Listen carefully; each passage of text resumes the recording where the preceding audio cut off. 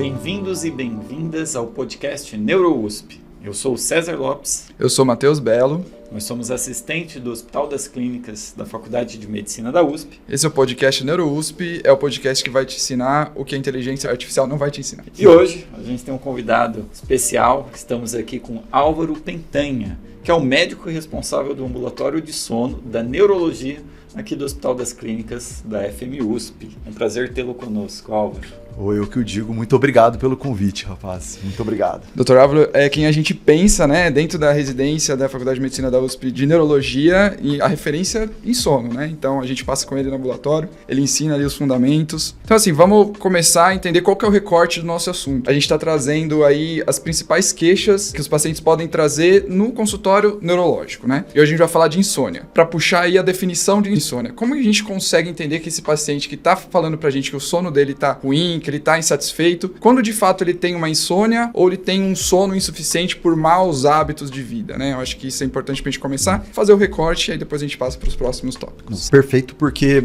essa coisa do sono insuficiente, que é a síndrome do sono insuficiente, está virando um problema muito grave e está gerando vários diferenciais diagnósticos com um monte de doença neurológica, porque o cara que tem sono insuficiente, ele vai ter sonolência excessiva diurna e vai chegar no ambulatório falando que tem narcolepsia. Por quê? Porque a inteligência artificial fala para ele que ele tem narcolepsia. Ou porque ele dorme pouco, a inteligência artificial fala para ele que ele tem insônia. E aí a nossa inteligência analógica, biológica, vai ter que chegar e destrinchar isso, falar, não, calma, vamos com calma, sem pressa, vamos com precisão. Então, qual que é a definição hoje que a gente segue para insônia? A insônia é uma dificuldade para adormecer, manter-se dormindo ou um despertar precoce antes do desejado. Então, por exemplo, se eu tenho uma insônia que eu tenho dificuldade para pegar no sono, eu vou chamar como uma insônia de início. Se eu tenho uma dificuldade de manter-me dormindo, é uma insônia de manutenção.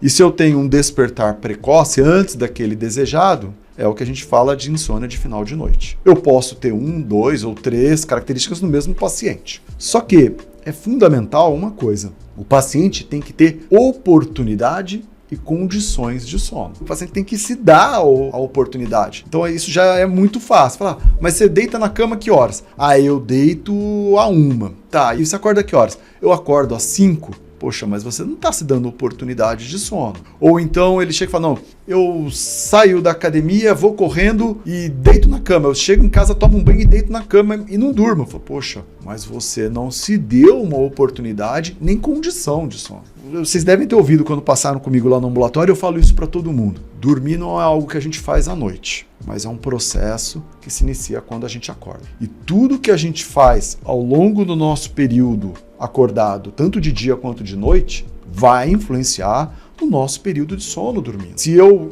começo a não criar hábitos adequados, isso vai interferir. Então, se eu, por exemplo, fiz academia à noite, não dou uma pausa, não relaxo, não tento diminuir o meu ritmo, não adianta pegar e deitar na cama e dormir. E veja, todos nós fazemos isso, né? Ô Belo, a gente lembra do futebol. É, né?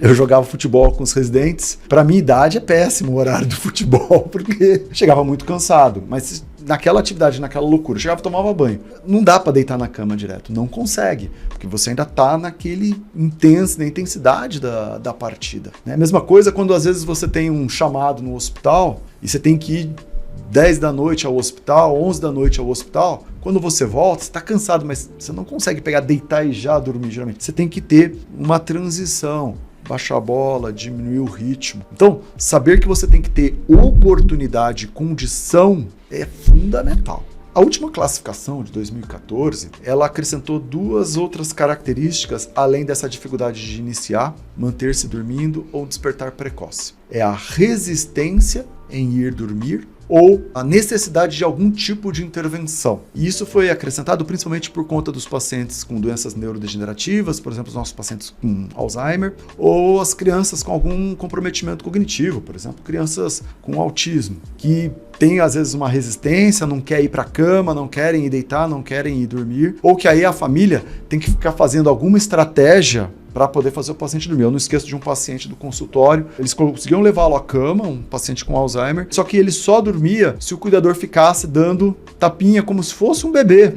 E aí o cuidador tinha que ficar lá e aquilo levava ali, 15 minutos, 20 minutos, canseira do cuidador. Qual cuidador aguentava ficar naquele ritmo ali, entre aspas, ninando aquele paciente? Não é fácil. E isso foi acrescentado como os outros 2 critérios para a gente definir como insônia. Se a insônia tem menos de 3 meses, a gente chama ela de insônia aguda.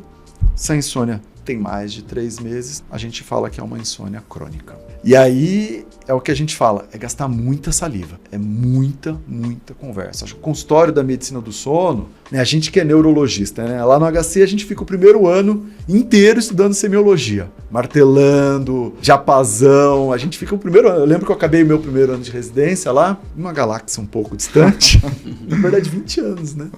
20 anos atrás. Eu acabei o primeiro ano da residência, aí minhas tias, porque fulana tem não sei o que, fulana. Eu falei, tia, eu ainda, sem examinar tudo, eu olho as pessoas na rua, eu diagnostico, mas ainda para tratar, me dá um tempo que eu preciso no ano seguinte. Exato. Mas porque essa semiologia, né, isso faz do profissional médico uma coisa muito diferenciada. E, inclusive, dá pra gente mais sensibilidade, especificidade pra gente, inclusive, falar, opa, esse exame tá errado. Quando chega uma eletroneuromiografia, eu olho, não bateu com o meu martelinho. Só que aí, quando a gente chega na medicina do sono, eu acho que aí a gente não usa tanto essa semiologia da neurologia, a clássica. Eu acho que a gente volta lá, no meu caso, no primeiro ano da faculdade, quando eu aprendi a fazer a anamnese. Porque aí você tem que sentar, você tem que conversar, porque são diagnósticos que se baseiam demais numa anamnese muito bem feita, muito centrada, caprichada e com paciência. E esse é o motivo pelo qual a gente está fazendo isso em 2 episódios, né? Primeiro a gente vai fazer uma abordagem clínica, diagnóstica, anamnese inicial, para depois a gente falar de tratamento. Porque assim, não sei se você já teve esse reflexo, César. Você tá numa consulta complexa, às vezes nem é a queixa principal a insônia. Aí o paciente ou familiar traz a insônia, a primeira coisa que você faz é, vou prescrever o remédio. Você não quer nem saber se é início, se já é manutenção. E talvez isso seja algo que deva ser desconstruído, pra gente entender o que tá acontecendo. Então, meio que automático a gente pensar, a pessoa traz essa queixa de insônia, o que eu vou prescrever e não o que está acontecendo com esse paciente, quem é esse paciente, como que é essa insônia, né? Não, você tá super certo, Belo, por causa do seguinte,